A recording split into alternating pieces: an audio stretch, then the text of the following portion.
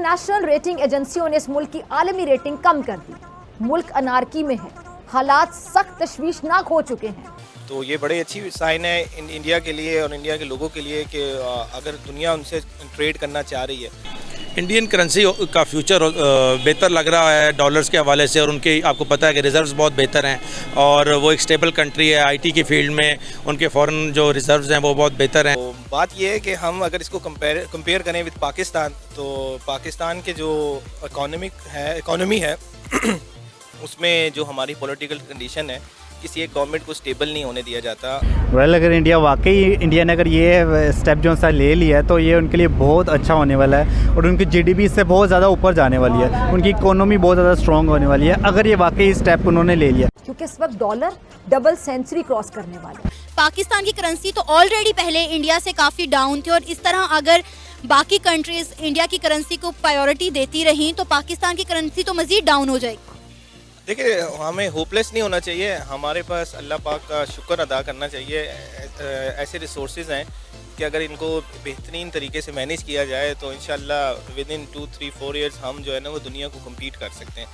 और इस जवाल की वजह वो करप्ट हुक्मरान खानदान था जिसने 2 दहाइयों तक उस मुल्क पर हुक्मरानी की, लेकिन उसके बावजूद वो मुल्क को तरक्की की शाहराह पर गामजन करने की बजाय इसको इस कदर तबाही के दहाने पे ले आया कि उस देश की मईशत ने खुद ही हाथ खड़े कर दिए।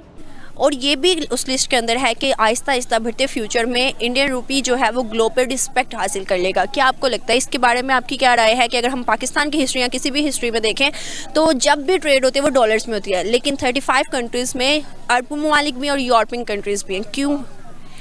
उसकी सबसे बड़ी वजह यह है कि इंडिया जो है ना उनके पास मईशी पावर बहुत बढ़ गई है, और दूसरी वजह यह है कि मुसलमान ममालिक जितने भी हैं ना, हम सब की बदकिस्मती ये है कि हम लोग फोकस नहीं कर रहे अपने आप पे, और अरब ममालिक एक हमारा बहुत हम उनकी तरफ देखते हैं। जब भी कभी को पाकिस्तान को या दुनिया में मुसलमानों को मसला होता है ना, चाहे वो बोस्निया हो, चाहे वो बांग्लादेश हो, चाहे वो पाकिस्तान हो, चाहे वो कश्मीर हो, हम सब सऊदीया की तरफ देखते हैं। हम समझते हैं कि शायद सऊदीया हमारी मदद करेगा। लेकिन अब वो सारी कंट्रीज ऑलमोस्ट 35 कंट्रीज ये चाह रही हैं कि वो डॉलर की बजाय जो है इंडियन करेंसी को यूटिलाइज करें ना।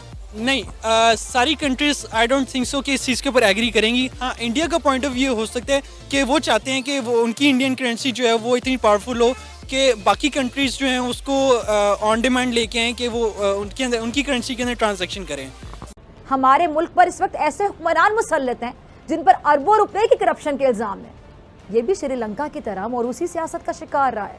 ऐसे खानदान जो 3 दहाइयों से जायद अरसे तक इस मुल्क पर हुकूमत करते रहे, लेकिन कहने वाले कहते हैं कि एक खानदान ने खास तौर पर हमेशा इक़्तिदार पर विराजमान होकर मुल्क को 2-2 हाथों से लूटा, बड़ी बेदर्दी से लूटा, अपने ही मुल्क को बड़ी बेदर्दी से लूटा।